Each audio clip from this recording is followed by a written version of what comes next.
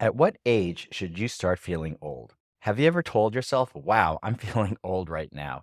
You could be 18 years old, meeting the new freshman in high school. You could be 70 years old and reaching over to pick your car keys that you just dropped. Or any age in between, doing something that suddenly reminds you that you may not be as young as you once were. And that happens on occasion to everyone. But is there a certain age when people start to notice that they are no longer young? Where you start to feel slightly past your prime, as they say? Was it when you saw your first gray hair? Or that knee stiffness in the morning that takes forever to go away? Or when you realized the first Harry Potter book came out over 22 years ago and you realized calling yourself a Gryffindor didn't really seem appropriate anymore? Hey, maybe you still feel totally young and have no idea what I'm talking about. Good for you for denying reality, and more power to you. For the rest of us, well, scientists have studied this phenomenon pretty carefully, both in extensive scientific polls and surveys, as well as actually testing people about their capabilities as they age. And there are definitely certain points in life where many of us start to feel, well, old. Maybe these points correlate with how you're feeling. So let's talk about the state of mind and aging. First of all, let's look how old you actually are compared to everyone else. Based on data from flowingdata.com, if you were born today, basically 100% of people would be older than you. Okay, that's obvious. And if you're 90 years old, 99% of the US population would be younger than you. Okay, also obvious. What percentage of the population is older than you if you're 18 years old? It's about 75%.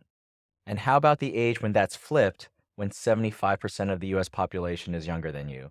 That's at age 56. So the exact middle, where half the population is both older and younger than you, is age 37. And maybe if you're around that age, you are starting to feel old. But maybe you're also thinking, hey, I actually feel pretty young. And physically speaking, there are a lot of studies which seem to suggest that athletic performance can be maintained up into the 30s and only begins to decline in the late 30s or even 40s, depending on which performance metric is measured. Another piece of good news is that physiologic decline can be slowed by constant and consistent training, particularly strength and weight training.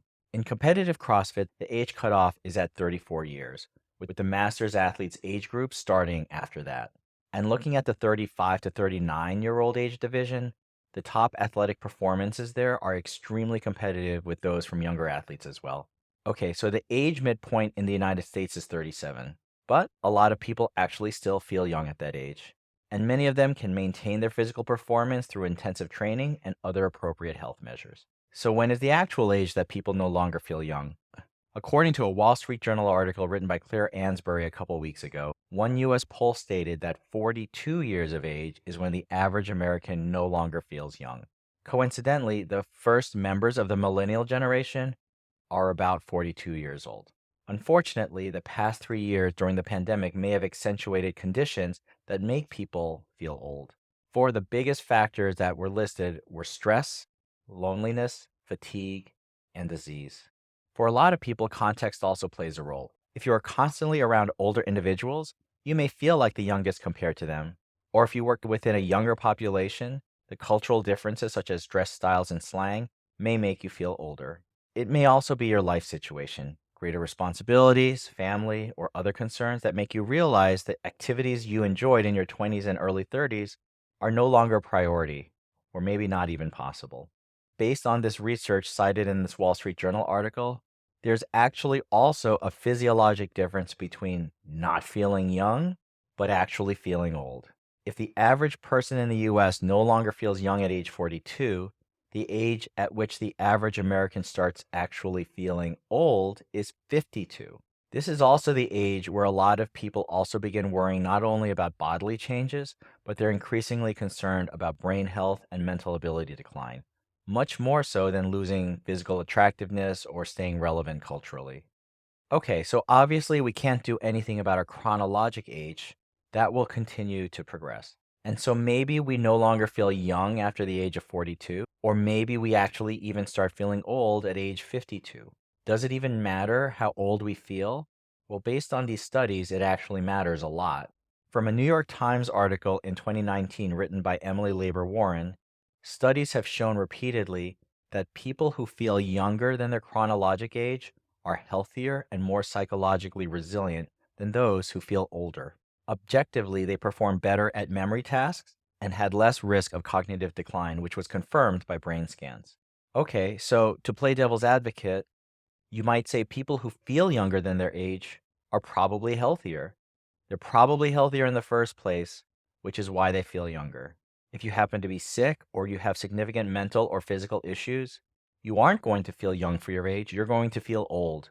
So, how useful are these studies? Actually, several studies demonstrated that people actually perform better once they were told that they were stronger or smarter than most people their age. On a study on grip strength, if they were told that they were stronger than people their age, they actually did better. It was the same for memory performance. Once people were actually told they were smarter than others their age, their memory performance was actually better. So, could it be that the mindset of actually believing you are more youthful than you actually are could impact your physical and mental performance? It's definitely possible. I think the biggest takeaway from these studies is that regardless of whether you feel younger because you focused on optimizing your health and wellness, or you just have a positive outlook in life and that's why you feel younger, both of these approaches can be important to fulfilling your potential at whatever age you are actually at. Regularly accepting new challenges, appreciating our capabilities, and understanding that the aging process at any stage of life is something that while we can't fully control, it's certainly not completely out of our hands, and it's our responsibility to do what we can to make the most of our potential at any age. So, how do you answer when someone asks how old you feel? Your answer could actually dictate your own health. So, what makes you feel young or old? Let me know. DM me at Botox and Burpees Podcast on Instagram. Thank you. Now, on a personal note, a new feature at the end of each Botox and Burpees episode will be a thankful for something I've seen, observed, or experienced that is meaningful or impactful. Listing thankfuls is a common daily practice that many people do to help us remember what we should be grateful about at the end of the day. It's something I do off and on, but I think doing this on the podcast will help me be more consistent about what's meaningful in my life and hopefully kick off some thoughts about what's important for others as well. So for this week, my thankful was Hero Week at my gym, CrossFit Bison. Like many CrossFit gyms, we do the Hero Workout Murph on Memorial Day. That workout is a 1-mile run, 100 pull-ups, 200 push-ups, and 300 air squats, followed by another 1-mile run. It's a long-standing tradition at many places. And briefly, Hero workouts in CrossFit are workouts named after special people who have died in the line of duty, either serving in the military, law enforcement, or first responders such as firemen. These workouts honor and pay tribute to those special people who sacrificed their lives for their country. The workout Murph is in honor of Navy Lieutenant Michael Murphy, age 29 of Patchogue, New York, a Navy SEAL who was killed in Afghanistan June 28, 2005.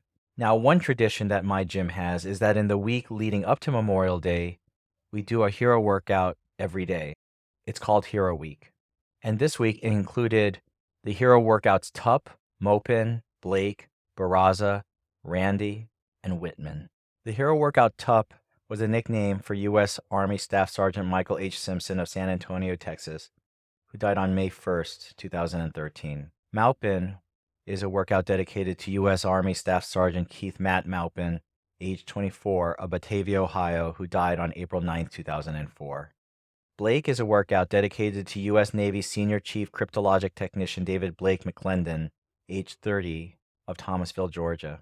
And Barraza is a workout dedicated to U.S. Army Staff Sergeant Ricardo Barraza, aged 24, of Shafter, California, who was assigned to the 2nd Battalion, 75th Ranger Regiment based in Fort Lewis, Washington, who died on March 18, 2006.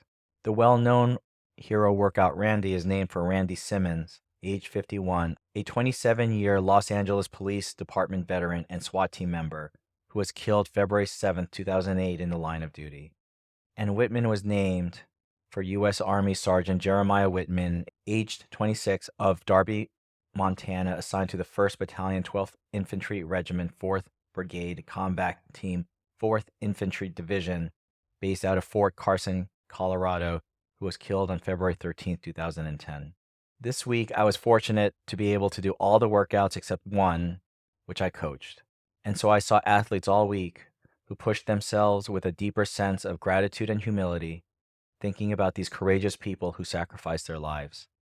Many of these heroes who died were very young, no more than 24 years old.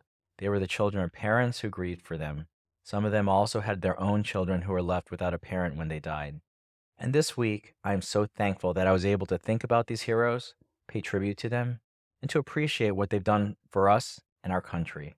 No matter how I was feeling this week, what my concerns or worries were, I knew that I was grateful and blessed to be able to do what I do every day. What are your thankfuls? Please let me know. DM me again at Botox and Burpees Podcast on Instagram. Thank you.